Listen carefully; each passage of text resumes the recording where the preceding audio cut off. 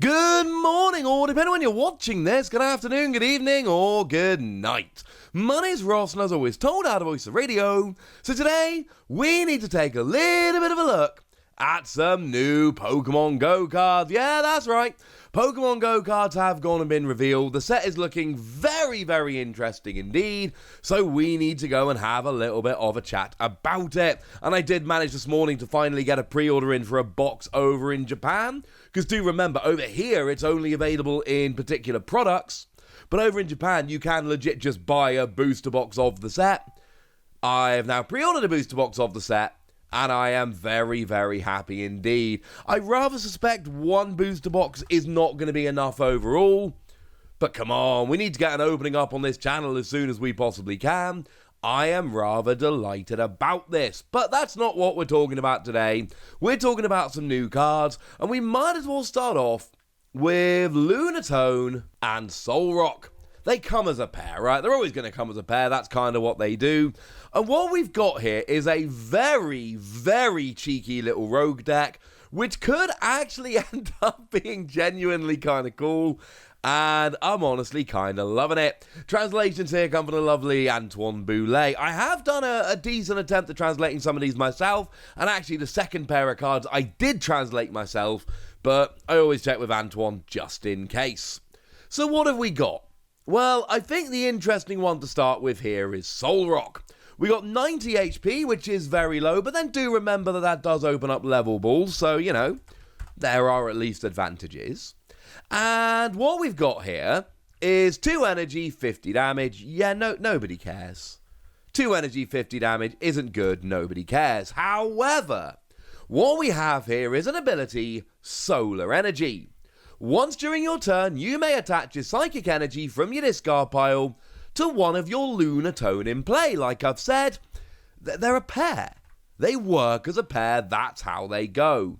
And actually, this is kind of cool, because there's something I didn't say, and it's very, very important that I didn't say it.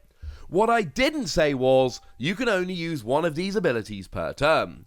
So what you can actually do is have 1 energy accelerated per Solrock per turn, which means potentially 4 energy a turn. And that's without mucking around with stuff like Scoop Up Net. Because obviously Scoop Up Net, resets the Pokemon. So what you can essentially do is pick it up with Scoop Up Net and then play it back down, and now it's a new Pokemon and you can use that ability again. You can really hammer energy out onto your Lunatone using Solrock. The question is, why do you want to? And the answer is, because it's good. Now again, we've got 90 HP, which is kind of nice for your level ball, but also you're going to be piling energy onto this. It's got 90 HP, it's going to go down super quickly. That is, not ideal, ladies and gentlemen, not ideal. But we got a nice attack for a single psychic energy. Discard 1 card from your hand, then draw 3 cards. And actually, yeah, not bad. And it's a basic Pokemon. And I like that. We don't see draw 3. Draw 3 on a basic Pokemon for single energy. We just don't see that. We occasionally see things like Hitmontop, as an example. And Hitmontop from Vivid Voltage is very cool. You discard a card from your hand and draw 3 cards. It's the same thing, although I will say Hitmontop is a colourless energy and this isn't. But this has the second attack, Moon Kinesis. And what you've got is 3 colourless energy, 30 damage, plus 30 more for each psychic energy attached to this Pokemon. So obviously what we're trying to do here, what the aim is, what the goal is, etc., is pile energy onto this Pokemon with the sole intention of doing massive damage. Now again, what I said a moment ago, unfortunately, totally still holds.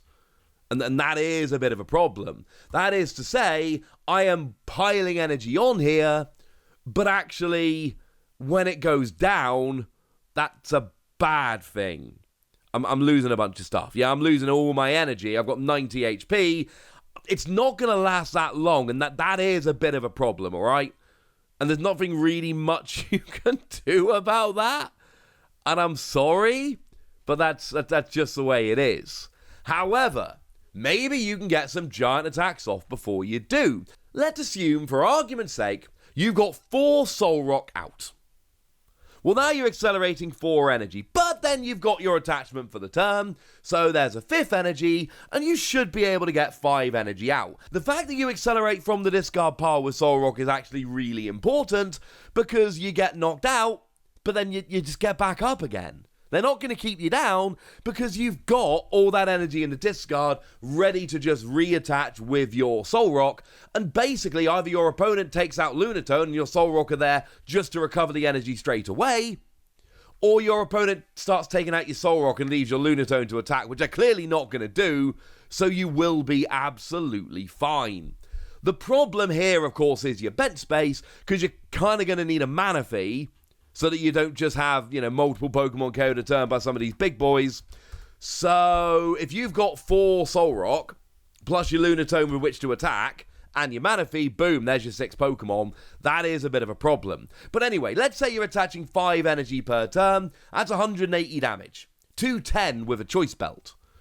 Now, admittedly, recovering the Choice Belt every turn is going to be a bit more awkward, but that's 210 damage. That is basically what you need. Now, 220 is a magic number to KO pretty much any Pokemon V, but 210 is still relevant and we'll get a huge amount of them. 5 energy, plus your 30, plus your Choice Belt, basically is 7 times 3. That's 210. That's doable. And again, there is a possibility here of using stuff like Scoop Up Net to potentially do more. You're not going to be one-hit KOing V-Stars and V-Maxes with this Pokemon. It's not happening. But what you can do is one-hit KO single prize Pokemon. And incidentally, in a race against single prize decks, if you can just find a Lunatone every turn, you will trade stupidly well with single prize decks here. Because with just 4 Solrock on the bench, you're hitting 150, which will get most single prize Pokemon. So, if you're trading single prizes, this deck would be nuts at trading single prizes. And obviously, you're hitting a really good weakness against stuff like Urshifu, as an example. And you are doing really well against 2 prize Pokemon. And okay, fine, you're 2-hit KOing your V-Star and V-Maxes, but you're only giving up 1 prize. Assuming they're not taking multiple prizes, that can be an issue. And actually, I like this. And it might be too much, it might be too awkward, or it might just work. And that could be absolutely beautiful. This is a really fun rogue deck. I'm going to go ahead and give this 4 Wassies. Just like we saw with another card from Pokemon Go. It's Magikarp. We've got some fun single prize rogue decks coming in here. I think Magikarp could be a fun little thing. And I think this could actually be kind of fun as well. And the fact that I've spent the first 8 minutes of this video talking about Solrock and Lunatone should tell you 2 things. Firstly, I legit think Solrock and Lunatone makes a really fun little rogue deck. And secondly, there's not much we really need to be saying about Numel and Camerupt. Now, as the lovely Antoine Boulet has pointed out, look at the cute Numel! But in terms of actual playability and getting excited for taking this to tournaments, I'm afraid there's not a huge amount there.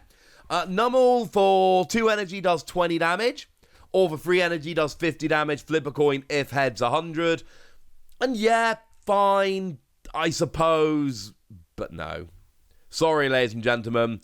It's really not worth it. Even the 100 damage, it's still 3 energy on an 80 HP Pokemon. It's not worth it. As for your Camerupt, 3 energy, 120, no. And then we've got 1 fire, 1 colorless energy, 50 to 2 Pokemon. Sorry. It's not good enough.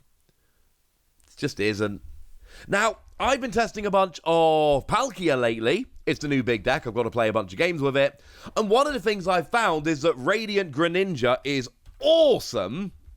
But the thing is, Radiant Greninja has 2 things that Camerupt doesn't have. Firstly, it's really easy to accelerate the energy onto Radiant Greninja using the V-Star power on Palkia V-Star. That's good. And secondly, it does 90 to 2 Pokemon. Now, admittedly, you have to discard 2 energy to do so, but 90's great.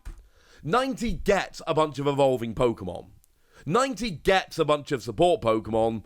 50 gets like nothing.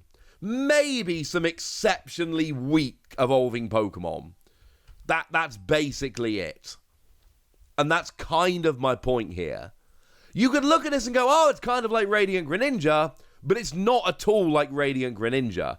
Because as soon as I played a bunch of games with Palkia, I went, yeah, this has to be the Radiant Pokemon in this deck. It's great. This isn't it. It's too expensive when you haven't got the really easy energy acceleration, and 50 damage isn't enough. And yes, I know you've got Magma Basin. The thing is, you use Magma Basin, and you're relying on having that particular stadium, which is doable, admittedly, and you take 2 damage counts, which isn't the end of the world, and it's only a 2 energy attack, so yes, okay, fine, you can get the energy on easily with Magma Basin, but I still don't care because 50 isn't enough. Maybe the energy on there isn't the problem, but I'm telling you right now, it absolutely is a problem that you're only doing 50 damage. I'm sorry, ladies and gentlemen, I can't get behind it. I'm just giving these 2 Wassies. They're just not good, all right? I'm sorry, they're just not good. But let's not worry about that. Let's worry about Solrock and Lunatone. Sure, it's pretty much all you're allowed to play, but man, this could actually genuinely be good. Also, I don't want to, make bold, sweeping statements. Ha, that's a lie. Of course I do. But let's not forget we've had a Solrock and Lunatone deck, which has been printed as a World Championship deck, because Miss Kasari went and won the World Championships in 2006 in the 11 to 14 division with a Solrock and Lunatone deck. Could happen, ladies and gentlemen. It could totally happen. This deck's not going to win Worlds, all right? But how cool would it be if it happened again, ladies and gentlemen? How cool would it be? For now, I want to know what you think about Solrock and Lunatone, and if you think I am misrepresenting Camerupt and it's actually good, let me know in the comment section. Go nuts! Be nice! And then make sure you like this video, subscribe to this channel, follow me on Twitter at TheWasi, and Twitch for some live action at twitch.tv/PTCG Radio. If you want to support the channel, get some bonus podcasts and all that good stuff, head on over to patreon.com/PTCG Radio, where you can do exactly that. But by far the most important thing, as always, look after yourselves till next time, would ya? Thank you very much for watching. My name's Ross, and you've been watching PTCG Radio.